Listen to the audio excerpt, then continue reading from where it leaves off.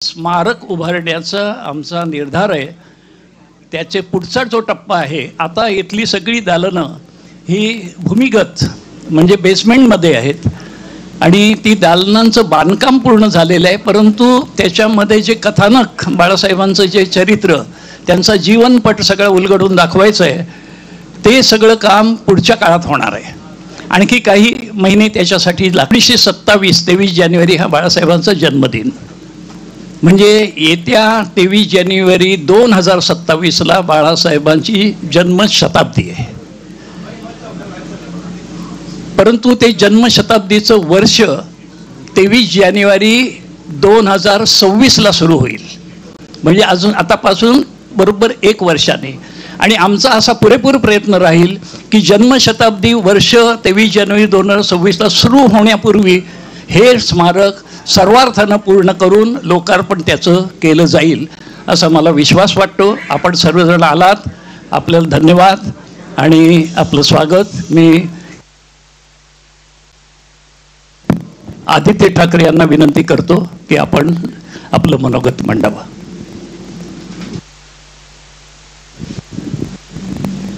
धन्यवाद. आज सर्वांचं मी इथे स्वागत करत आहे. अनेक लोक मला हे प्रश्न विचारत होते की हे पूर्ण कधी होणार, आज पूर्ण झालंय का, आज उद्घाटन आहे का. तर आज उद्घाटन नाही आहे, पण आज एक महत्त्वाचा टप्पा आपण पूर्ण केलेला आहे, ते म्हणजे फेज 1 जे ह्या राष्ट्रीय स्मारकाचा होता तो पूर्ण झालेला आहे. मला आठवतं ह्याचं भूमिपूजन कोविडच्या काळात सुरू झालं होतं, तेव्हा मुख्यमंत्री उद्धवसाहेबच होते आणि तेव्हापासून आत्तापर्यंत अनेक बैठका झाल्या, रिव्ह्यू मीटिंग झाल्या, साईट व्हिजिट झाल्या असेल. देसाई साहेब स्वतः मला वाटतं दर आठवड्यात येतच असतात.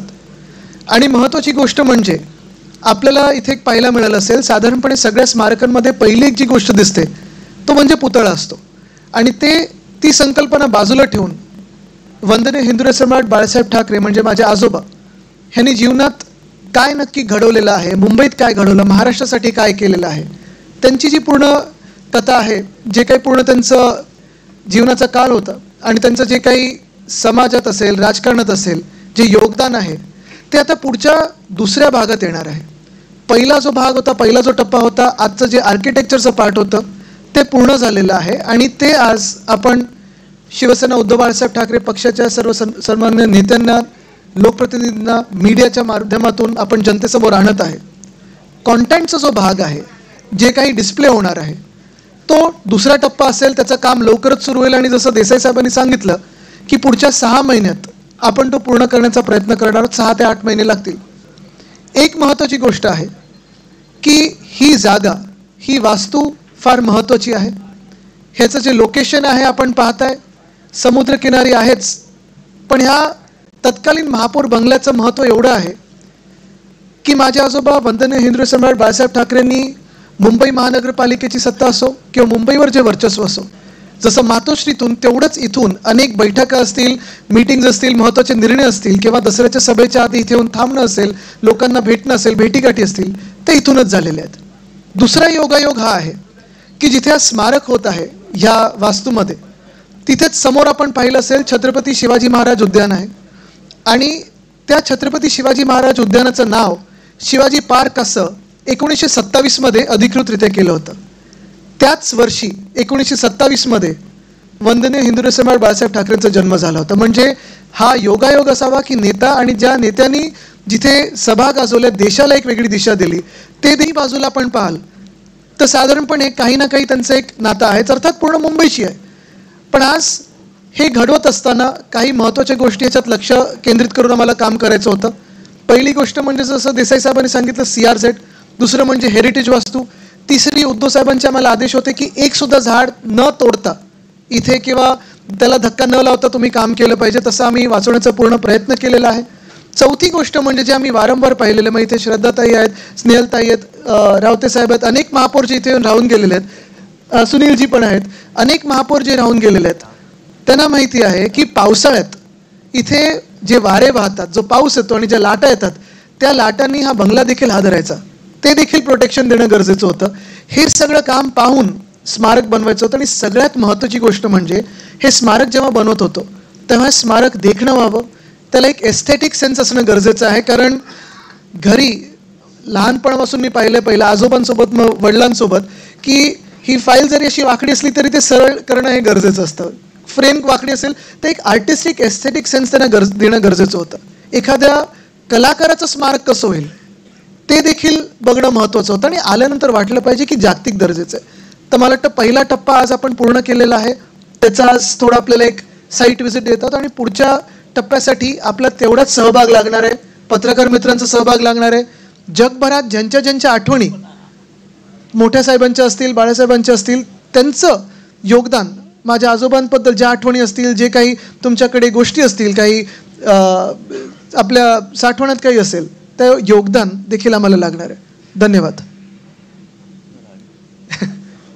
मी विनंती करीन पक्षप्रमुख उद्धव साहेबांना 2 शब्द बोलायला आणि मग पत्रकार परिषद आपण करू.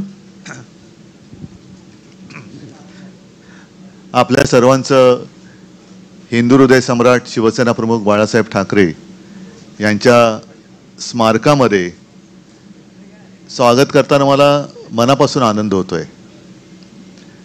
कारण गेले काही वर्ष या स्मारकावरती काम पण चालू आहे आणि चर्चा पण सुरू आहे. मी धन्यवाद देऊ इच्छितो आर्किटेक्ट आभा लांबा आणि टाटा प्रोजेक्ट, कारण हे काम आत्ता सगळं छान वाटतंय पण करणं फार जिकरीचं होतं. देसाई साहेबांनी सांगितलं, आदित्यने सांगितलं, या जागेचं महत्त्व सांगितलं. आणखीन एक योगायोग म्हणजे स्वातंत्र्यवीर सावरकरांचं सुद्धा स्मारक हे बाजूलाच आहे. पण या जागेतलं आव्हान जे मी तुम्हाला म्हणालो ते म्हणजे एकतर महापौर बंगला. हा बंगला नुसती एक वास्तू म्हणून आम्ही बघत नाही, तर त्या वास्तूबरोबर आम्ही एक भावनात्मक बंधनामध्ये जोडले गेलेलो आहोत. आत्ताच इथे शिवसेनेचे 4 महापौर जे आहे या वास्तूमध्ये राहिले होते, आपल्यासोबत इकडे उपस्थित आहेत. शिवसेना प्रमुखांच्या अनेक बैठका इथे झालेल्या आहेत, युतीच्या बैठका इथे झालेल्या आहेत. आणि ही जी वास्तू आहे म्हणजे महापौर बंगला ही हेरिटेज वास्तू आहे. या वास्तूला कुठेही धक्का न लावता काम करणं हे फार महत्त्वाचं आणि खूप कठीण होतं. त्या वास्तूचं वैभव जपून काम करणं हे फार कठीण होतं. आणि हेरिटेज म्हटल्यानंतर काही नियम असतात, त्याच्यामध्ये CRZचा कायदा हाही एक होता. मग आम्ही असं ठरवलं, म्हणजे ही कल्पना आर्किटेक्ट आभा लांबा यांची, की आपण बेसमेंट म्हणजे भूमिगत स्मारक करूया. हे बोलायला खूप सोपं आहे, पण पाठीकडे समुद्र आहे म्हटल्यानंतर त्या समुद्राचा रेटा हा जमिनीच्या खालून सुद्धा खूप मोठा असतो. काही वर्षांपूर्वी इकडे आपण संयुक्त महाराष्ट्राचं दालन जे केलं, ते दालन झाल्यानंतर सुद्धा तिकडे रिपेअरिंग करण्याची गरज लागली, वारंवार लागली. कारण समुद्राचं पाणी जमिनीखालून त्याच्यामध्ये सगळ्या मर्यादा ओलांडून कुठून ना कुठून तरी येत होतं. तर ती खबरदारी घेणं आणि त्याच्यानंतर ही वास्तू उभी करणं हे फार जिकरीचं काम होतं. म्हणून मी आर्किटेक्ट आभा लांबा आणि टाटा प्रोजेक्ट्स या कंपनीला धन्यवाद देतो आहे की त्यांनी अत्यंत देखणं असं काम वेळेमध्ये टप्पा 1 पूर्ण करून दिलेलं आहे. साहजिकच आहे, 4 भिंती किंवा नुसता पुतळा म्हणजे स्मारक होत नाही. टप्पा 2चा जे काम आहे त्या कामाला आता सुरुवात होईल. या कामामध्ये आपण पूर्ण हे स्मारक बघा. संपूर्ण शिवसेना प्रमुखांचा जीवनपट, अर्थात तो काही असं गुप्त असा जीवनपट नाही आहे. कारण मला आठवतंय शिवसेना प्रमुखांनी कधी आत्मचरित्र लिहिलं नाही. त्यांना अनेकदा प्रश्न विचारले जायचे की तुम्ही आपलं आत्मचरित्र का लिहित नाही. त्यांचं उत्तर असायचं, मी कपाटातला माणूस नाही, मी मैदानावरचा माणूस आहे. त्याच्यामुळे त्यांचं आयुष्य असं उघडं पुस्तक होतं. पण हे नुसतं मांडणं म्हणजे सुद्धा स्मारक नाही. तर मी असा विचार केला की शिवसेना प्रमुखांचं स्मारक असं झालं पाहिजे की जे शिवसेना प्रमुखांनी आयुष्यभर आपल्याला दिलं, आपल्याला म्हणजे महाराष्ट्राला दिलं, देशाला दिलं, देशातल्या हिंदूंना दिलं, तेच काम त्यांच्या स्मारकाने सुद्धा पुढचे अनेक वर्ष केलं पाहिजे. आणि त्या दृष्टीने आम्ही या सगळ्या स्मारकाचा आराखडा टप्प्या 2चा सुद्धा तयार केलेला आहे. मग कुठेही काही गडबड नको म्हणून मग ती टेंडर प्रोसिजर वगैरे सगळी करून प्रयत्न असा आहे की जसं देसाई साहेब तुम्ही एक योगायोगाची गोष्ट सांगितली की पुढच्या 23 जानेवारीपासून शिवसेना प्रमुखांच्या शताब्दीचं वर्ष सुरू होईल.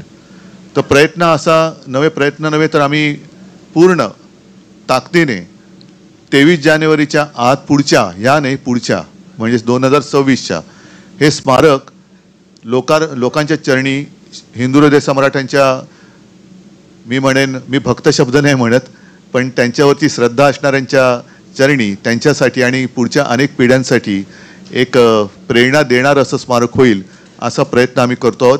मी आपल्या माध्यमातून याही वेळेला जनतेला आवाहन केलेलं आहे, आजही करतो आहे की आता टप्पा 2चं काम सुरू होत असताना आराखडा पूर्ण तयार झालेला आहे. कुठे काय कसं येणार ह्याची सुद्धा तयारी झालेली आहे.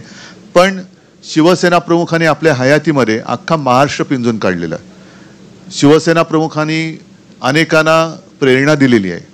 आपल्याकडे त्यांच्या काही आठवणी असतील, काही जुने फोटो असतील, काही भाषणं असतील किंवा काही पत्रकारांसुद्धा मी विनंती करतो की आपल्या दप्तरी काही त्या काळातल्या बातम्या असतील की ज्या त्यांच्या आयुष्यातल्या महत्त्वाच्या घटना आहेत, तर त्याचे फोटो किंवा बातम्या किंवा त्यांच्यावरती लिहिले गेलेले लेख हे कृपा करून आमच्याकडे आणून दिले तर पुढच्या पिढीसाठी ते सुद्धा एक चांगलं मार्गदर्शनपर एक प्रदर्शन नाही मी म्हणत, पण उद्बोधक असं एक ते साहित्य ठरेल.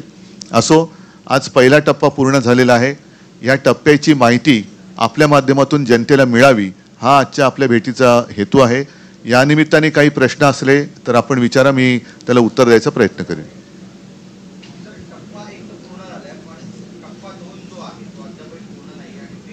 टप्पा 1 आज पूर्ण झालेला आहे. टप्पा 1 पूर्ण झाल्याशिवाय 2 होऊ शकत नाही. टप्पा 2 आधी पूर्ण केला असता तर मग टप्पा 1 कधी केला असता. तरी सुद्धा अगदी काही टप्प्याटप्प्याची मॅच होणार नाहीये. हा टप्पा 1 आणि टप्पा 2.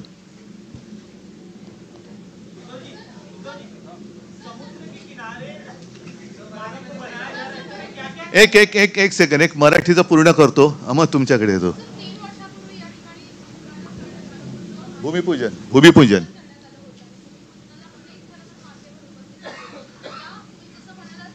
करोना सुद्धा उपस्थित होता.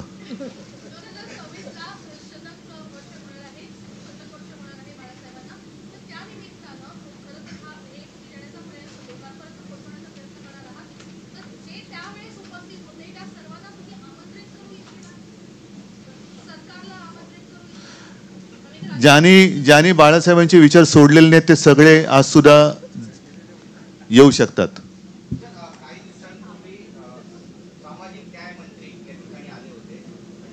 नाही, ठीक आहे. मी त्यांच्या स्मारकाबद्दल बोलण्याची गरज नाही, मी या स्मारकाबद्दल बोलतो.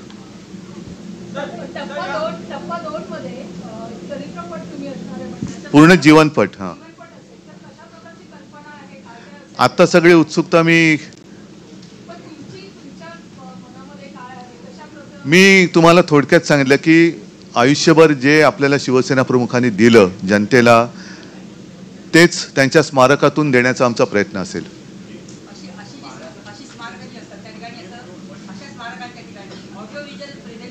सगळं म्हणून मी काय म्हटलं की त्याचं पूर्ण आरेखन तयार झालेलं आहे, पण ते जर का मी आत्ता तुमच्यासमोर सादर केलं तर त्यातली उत्सुकता जाईल. त्याच्यामुळे काही काळ आपल्याला थांबावं लागेल. टप्पा 2 त्याचं डिझायनिंग पूर्ण झालेलं आहे. आता त्यातले काही बारकावे हे आम्ही आणखीन निश्चित करतो आहोत.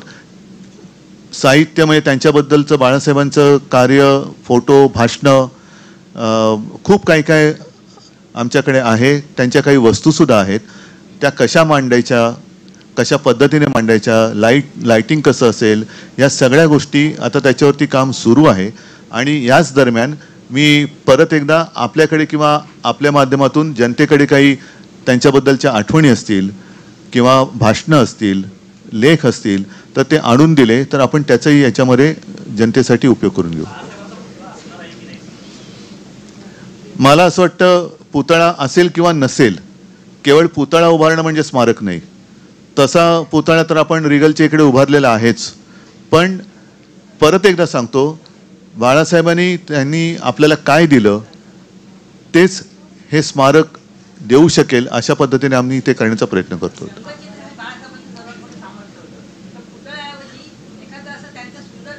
या सगळ्या सूचना आपण तुम्ही द्या, पण करू ना, जरा थांबा. म्हणून तुमची आता ही जी उत्सुकता आहे ना, हीच मला नाहीशी नाही करायची, म्हणून मी तुम्हाला आता प्रेझेंटेशन नाही देते.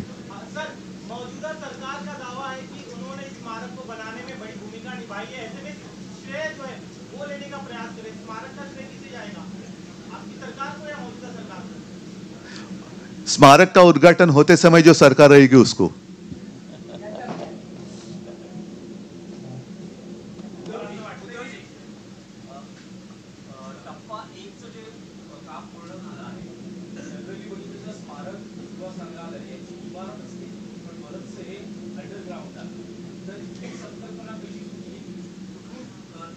हां, मगाशी मी ते जे थोडक्यात सांगितलं की ही संकल्पना आर्किटेक्ट आम्हा लांबा यांची आहे.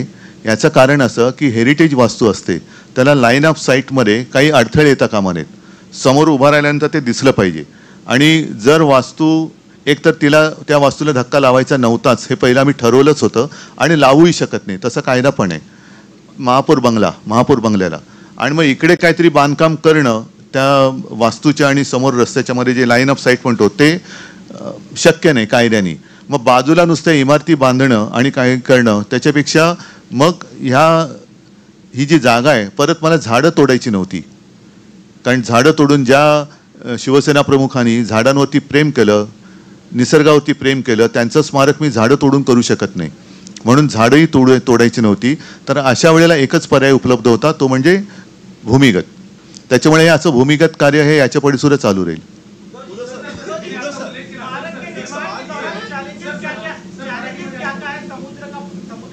अरे आप समुद्र से बाहर आइए ना.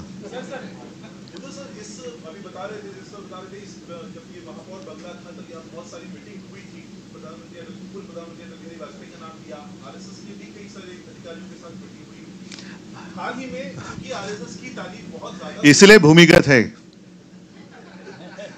इसलिए यह स्मारक भूमिगत है, क्योंकि उनका काम ऐसा ही चलता है.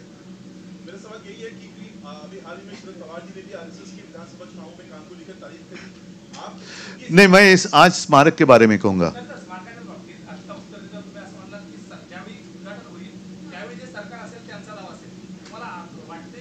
मी असं कुठे काय बोललोय ते नाही, पण असं वाटतंय असं कुठे बोललो. त्यावेळी जे सरकार असेल ते करेल. मी असं कुठे बोललोय की सरकार बदलेल, सरकार आमचं असेल, सरकार यांचं असेल. जे असेल ते. ऐसे मैंने कुछ कहा नहीं. मैंने आपका जो प्रश्न था उसको मैंने उत्तर दिया है कि श्रेय का वाद जो है, इसमें श्रेय की लड़ाई होनी नहीं चाहिए. मेरा कहने का मतलब यही था, अर्थ यही है कि श्रेय की लड़ाई किसी की नहीं होनी चाहिए. और खासकर कर जिन्होंने बाला साहब के विचार छोड़े हैं वो तो इसका श्रेय नहीं ले सकते. और सरकार होती है. आज भी ये स्मारक का काम सरकार ही कर रहे हैं. हम स्मारक कैसे होना चाहिए, उसमें क्या बात होनी चाहिए, यही सब काम हम देख रहे हैं. ट्रस्ट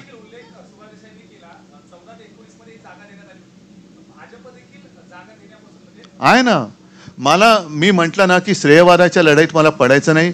कारण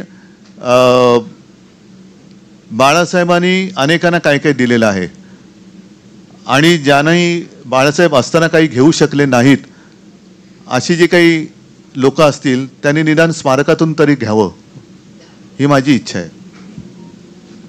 ठीक आहे.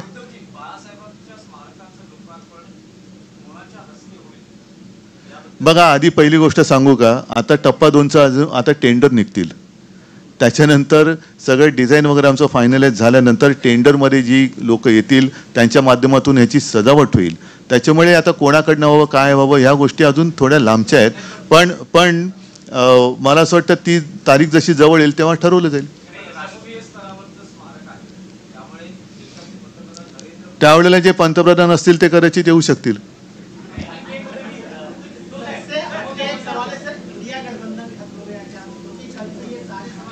बाला साहब थे तब इंडिया गठबंधन था नहीं, तो इसलिए स्मारक में इंडिया गठबंधन की कोई बात नहीं है.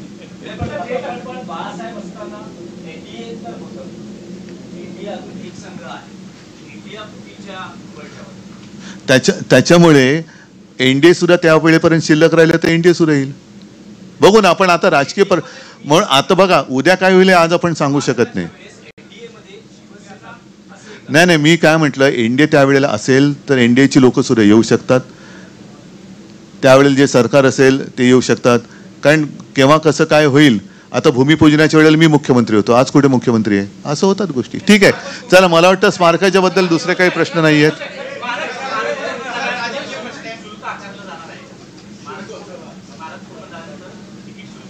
बघा, शेवटी हे जे आहे ना, हे MMRDAच्या माध्यमातून करते, त्याच्यामुळे त्याच्याबद्दल मी आत्ता तर काही सांगू शकत नाही. पण माझी अशी इच्छा आहे की शुल्क वगैरे आकारू नये. आम्ही आत्ता माझ्याकडनं विशेषतः मी शिवसेना प्रमुखांचा पुत्र म्हणून आणि आम्ही कुटुंबीय म्हणून आणि सगळे शिवसैनिक, आमच्याकडे जे जे काही बाळासाहेबांचं आहे ते या स्मारकासाठी देण्याचं आमचं योगदान आम्ही देतो आहोत. तसंच इतरांकडनं सुद्धा ते योगदान यावं अशी माझी इच्छा आहे.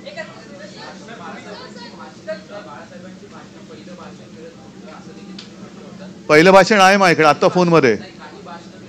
काही भाषणं मिळत नाही आहेत. कारण याचं कारण असं की पहिल्या मेळाव्याचं भाषण आत्ता सुद्धा माझ्या फोनमध्ये आहे.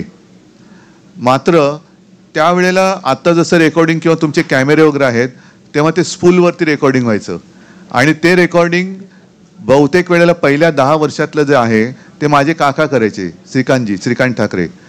आणि त्याच्यानंतर हळूहळू मग छोटे टेप रेकॉर्डर आले, मग डिजिटल आले. तर पहिले 8, 10, 15 वर्षातली जी भाषणं आहेत दसरा मेळाव्यातली किंवा इतरत्र, बाळासाहेबांची केवळ दसरा मेळाव्यातच त्यांनी भाषण नाही केलं,